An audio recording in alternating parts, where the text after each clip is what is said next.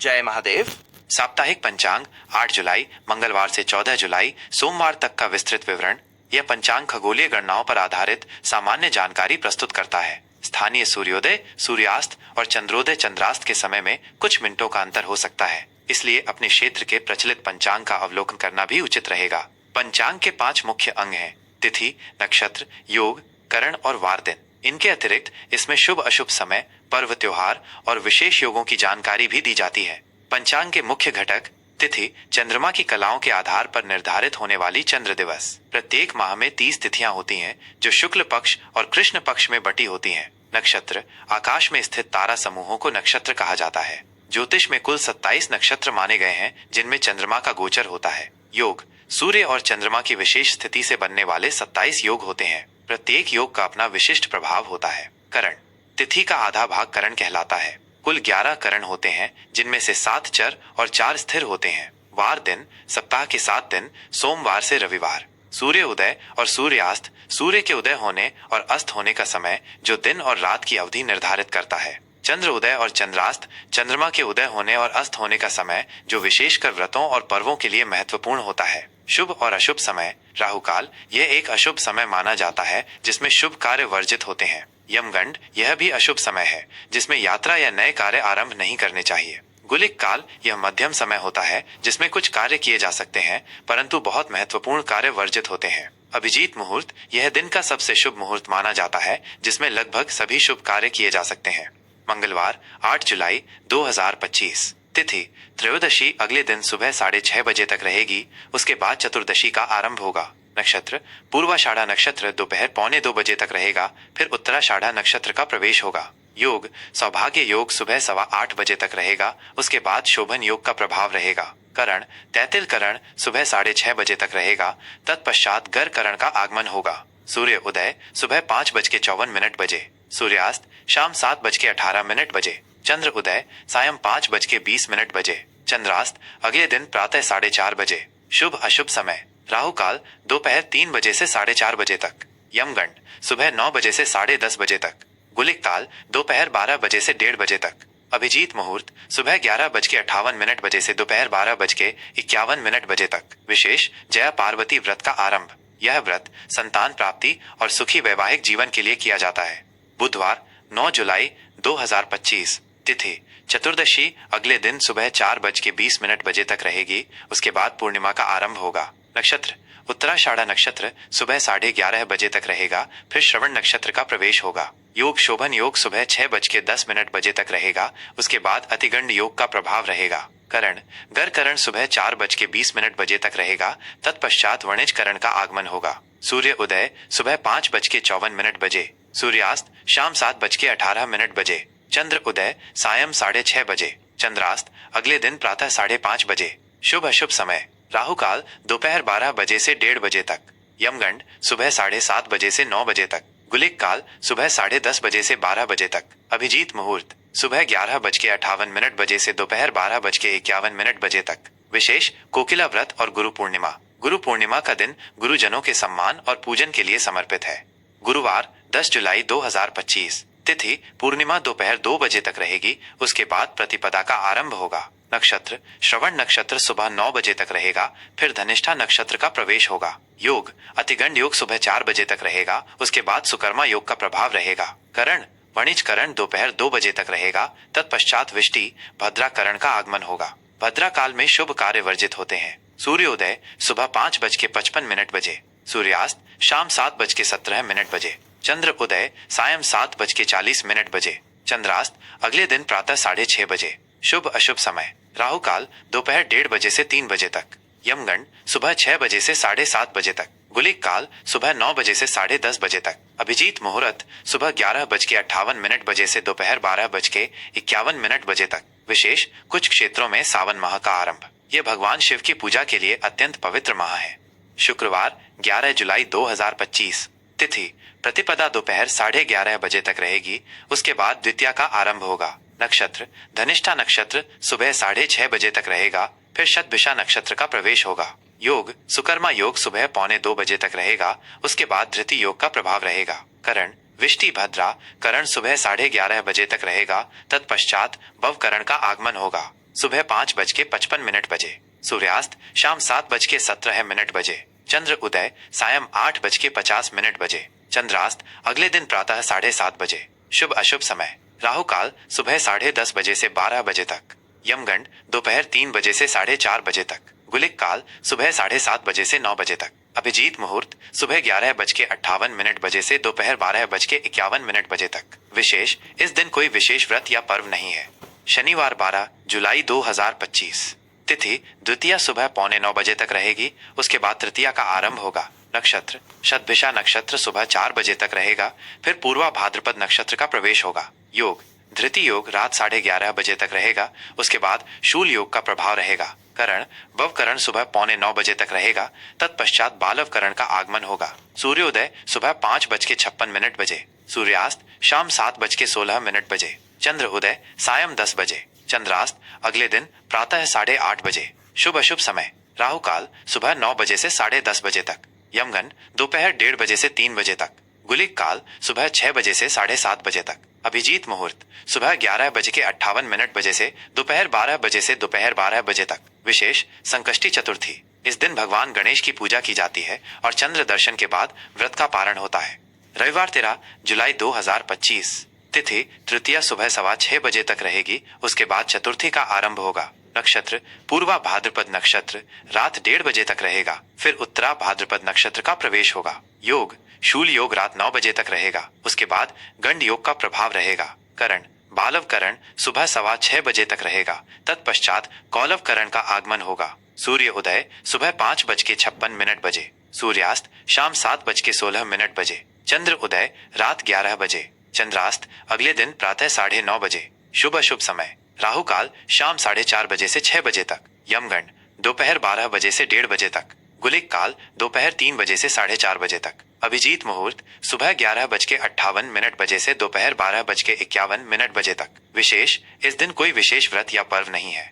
सोमवार 14 जुलाई 2025। तिथि चतुर्थी सुबह 4 बजे तक रहेगी, उसके बाद पंचमी का आरंभ होगा। नक्षत्र उत्तरा भाद्रपद नक्षत्र रात 11 बजे तक रहेगा, फिर रेवती नक्षत्र का प्रवेश होगा। योग गंडी योग शाम 6:30 बजे तक रहेगा, उसके बाद वृद्धि योग का प्रभाव रहेगा। करण कौलव करण सुबह 4 बजे तक रहेगा, तत्पश्चात तैतिल करण का आगमन होगा। सूर्योदय सुबह 5:57 बजे। सूर्यास्त शाम 7:15 बजे। चंद्र उदय अगले दिन प्रातः 12 बजे। चंद्रास्त अगले दिन प्रातः 10:30 बजे। शुभ अशुभ समय राहु काल सुबह 7:30 बजे से 9 बजे तक। यमगंड सुबह 10:30 बजे से 12 बजे तक। गुलिक काल दोपहर 1:30 बजे से 3 बजे तक। अभिजीत मुहूर्त सुबह 11:58 बजे से दोपहर 12:51 बजे तक। विशेष जय महादेव। साप्ताहिक मेष राशिफल 8 जुलाई मंगलवार से 14 जुलाई सोमवार तक का विस्तृत विवरण। यह राशिफल चंद्र राशि पर आधारित एक सामान्य भविष्य फल है। यह आपकी व्यक्तिगत जन्म कुंडली के ग्रहों की स्थिति के अनुसार भिन्न हो सकता है, इसलिए इसे केवल एक मार्गदर्शक के रूप में देखें।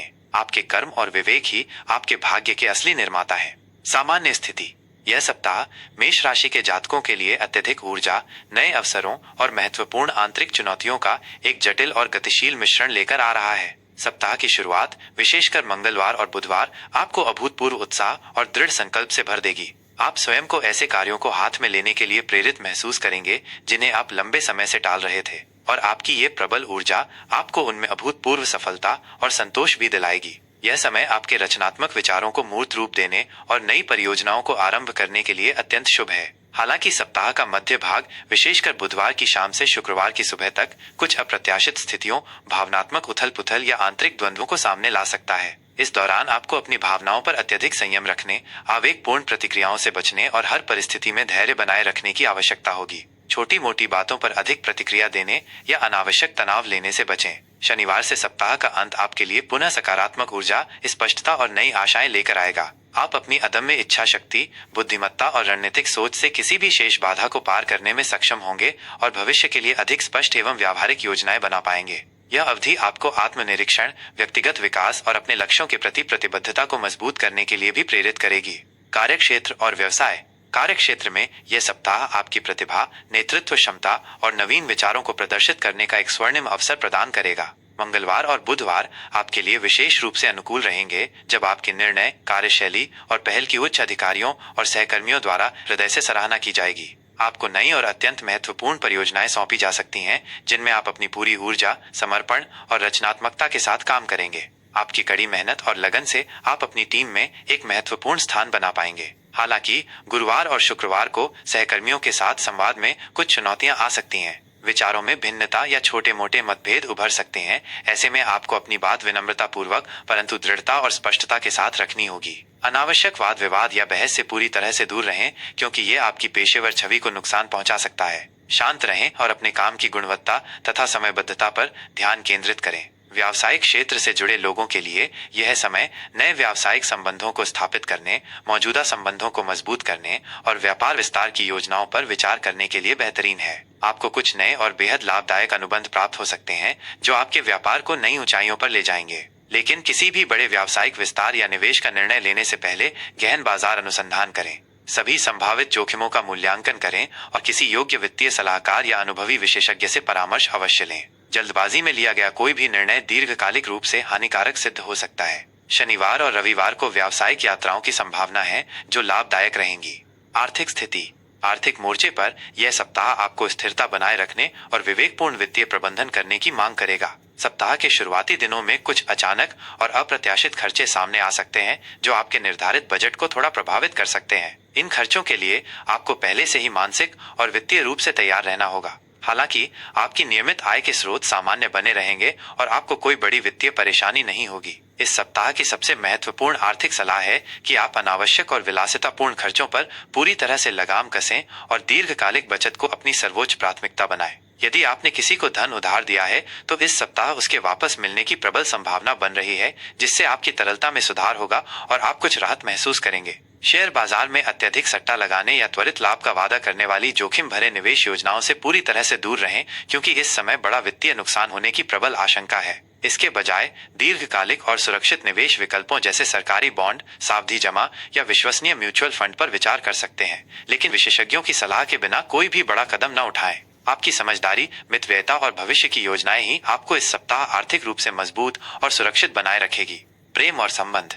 प्रेम संबंधों के लिए यह सप्ताह भावनाओं की गहराई, आपसी समझ और विश्वास के संतुलन का एक महत्वपूर्ण समय है। विवाहित जोड़ों के लिए सप्ताह की शुरुआत में पारिवारिक सामंजस्य और प्रेम उत्तम रहेगा। आप अपने जीवन साथी के साथ गुणवत्तापूर्ण और यादगार पल बिताएंगे, जिससे आपका रिश्ता और मजबूत होगा। आप एक दूसरे की भावनाओं को बेहतर ढंग से समझेंगे और भावनात्मक जुड़ाव को गहरा कर पाएंगे। यह समय एक दूसरे के प्रति अधिक समर्पित महसूस करने का है। हालांकि सप्ताह के मध्य में कुछ छोटी मोटी गलतफहमियां, संवाद की कमी या विचारों का मतभेद उत्पन्न हो सकता है, जिससे अस्थायी तनाव आ सकता है। ऐसे में संवाद को पूरी तरह से खुला और ईमानदार रखें और धैर्य के साथ एक दूसरे की बात सुनें। अपनी प्रतिक्रिया देने से पहले सोचें और किसी भी प्रकार के अनावश्यक वाद विवाद या आरोप प्रत्यारोप से पूरी तरह से बचें।